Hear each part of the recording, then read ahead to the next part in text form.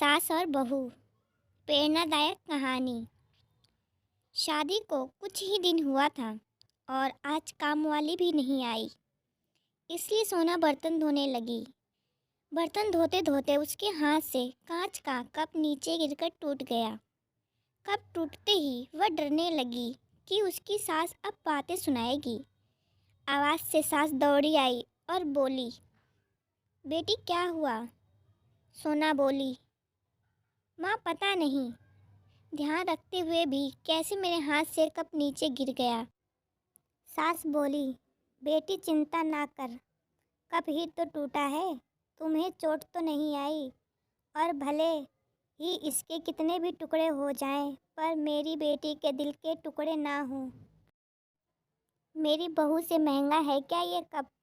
और हाँ, तुझे अभी यह सब करने की क्या ज़रूरत है? मेहंदी भी नहीं उतरी अभी तेरे हाथों से। अभी तुम मेरे बेटे के साथ ज़्यादा से ज़्यादा समय बिताओ और एक दूसरे को समझो। सास ने अपनी बेटी को बुलाया और कहा, ज्योति इधर आकर अपनी भाभी का ख्याल रखो, अभी इस घर में नई नई आई है। ज्योति ने कहा, हाँ माँ। सास फिर बहू से बोली, शुरू में तुम मुझे अपनी माँ ही समझना, मुझे भी तुम्हारा दिल जीतना है, सास बनकर नहीं, माँ बनकर। देखते ही देखते सोना के आंखों में खुशी के आंसू आ गए। छलाछल हो गई उसकी आंखें और सास के पैरों में गिर गई। बोली, मैंने एक माँ छोड़ी तो दूसरी नई माँ पाई, बल्कि आप मेरे माँ से भी ज़्यादा ममता मेरे लिए रखती हो। यदि घर में यह कप टूट जाता तो माँ भी दो बातें कहे बिना नहीं रहती। रात को सोना की नींद ही उड़ गई। रह रहकर शाम की घटना याद आ रही थी। सास के बारे में जो उसकी सोच थी, उसकी विपरीत सास का व्यवहार पाया। उसका भी कसूर नहीं था ऐसा सोचना, क्योंकि उसने लोगों के मुंह से बुरी सास के बारे में ही सुना था। पहले उसके इकलौते भाई की शादी हुई थी। मेहंदी का रंग उतरने से पहले ही माँ ने भाभी पर काम की पूरी जिम्मेदारी डाल दी और अपने ही नियम कानून के हिसाब से भाभी को चलाने के लिए मजबूर कर दिया। माँ ने भाभी को घर में एडजस्ट होने का जरा भी वक्त नहीं दिया। भैया भाभी को बाहर ले जाते तो माँ का मुंह फूल जाता और बोलते कि हर समय भाभी को साथ ले जाने की क्या ज़रूरत है। कभी भी भाभी को खुली हंसी हंसते हुए नहीं देख सकती थी। समय के साथ भाभी ने भी सहना छोड़ दिया और फिर घर में हर रोज़ लड़ाइयाँ होने लगी। एक दिन भाभी के हाथ से कांच का गिलास नीचे गिरकर टूट गया। माँ चिल्लाने लगी, कितनी कीमती गिलास तोड़ दिया। किसी न किसी बात पर वह भाभी पर चिल्लाती। भाभी भी गुस्से में बोल देती थी, माँ मैं तो बैठी खाती हूँ, आप तो खड़ी खड़ी खाती हो। जब से आई हूँ तब से रोज़ दो चार जब तक जली कुटी ना सुना दो तब तक आपको चैन ही नहीं मिलेगा। कभी मेरी माँ को तो कभी मेरे बाप को, हमेशा मेरे मायके वाले को कोसती रहती हो। ऐसे माँ और भाभी एक दूसरे के साथ बहस करती रहती थी। सोना के घर के अलावा और भी कई जगहों पर सास बहू के झगड़े सुनते सुनते वह डर गई थी, इसलिए शादी से कतराने लगी। मगर माँ बाप के कारण ही उसे शादी करनी पड़ी और अनजान भय को लेकर ससुराल आ गई। पर आज की घटना से उसकी सोच बदल गई कि सब सास और बहू एक जैसी नहीं होती। नींद न आने की वजह से उसने सोचा कि चलो थोड़ी देर माँ से बात कर लूँ।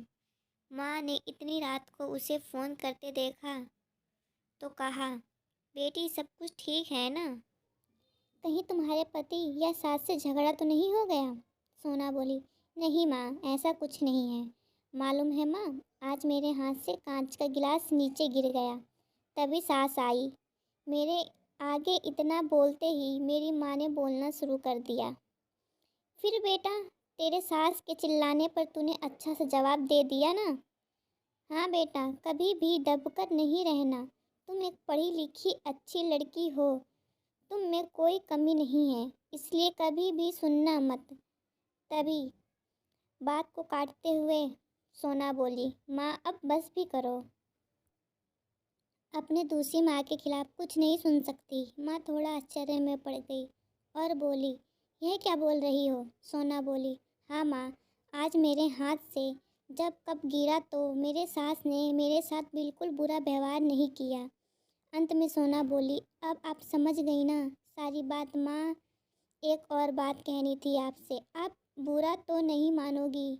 उसकी माँ बोली, हाँ बोल बेटा। सोना बोली, माँ काश आप भी मेरी नई माँ की तरह भाभी के साथ व्यवहार करती तो शायद भैया और भाभी अलग घर में नहीं रहते। अपनी बेटी की यह सब बातें सुनकर उसे एहसास हुआ कि उसने अपने बहू के साथ गलत व्यवहार किया था। उसकी बेटी ने उसकी आंखें खोल दी। सोना उससे पहले कुछ बोलती तभी उसकी माँ बोली, सोना अब जब तू यहाँ आएगी तो पूरे परिवार को एक साथ पाएगी। अब फ़ोन रख, मुझे बेटे और बहू की स्वागत की तैयारी करनी है। शादी के बाद नई ज़िंदगी की शुरुआत में अगर सास समझदारी से काम नहीं लेती तो अपनापन नहीं जताती, इसलिए शायद शुरुआत की नींव ही कमज़ोर होने से पूरी ज़िंदगी आपस में दरार पड़ जाती है। कप को फूटने से कोई नहीं रोक सकता, लेकिन प्रेम को टूटने से तो हम रोक सकते हैं। कांच के टुकड़े हो जाएं, पर घर के टुकड़े ना होने दें।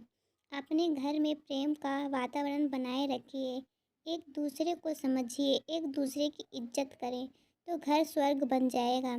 घर नर्क से स्वर्ग में बदल सकता है यदि बहू सास को माँ मान ले और सास बहू को बेटी मान ले। दृष्टि बदलने से सृष्टि बदल जाएगी और एक औरत चाहे तो घर को स्वर्ग बना सकती है और चाहे तो नर्क भी बना सकती है। आपस में प्रेम बनाए रखें, एक साथ रहें।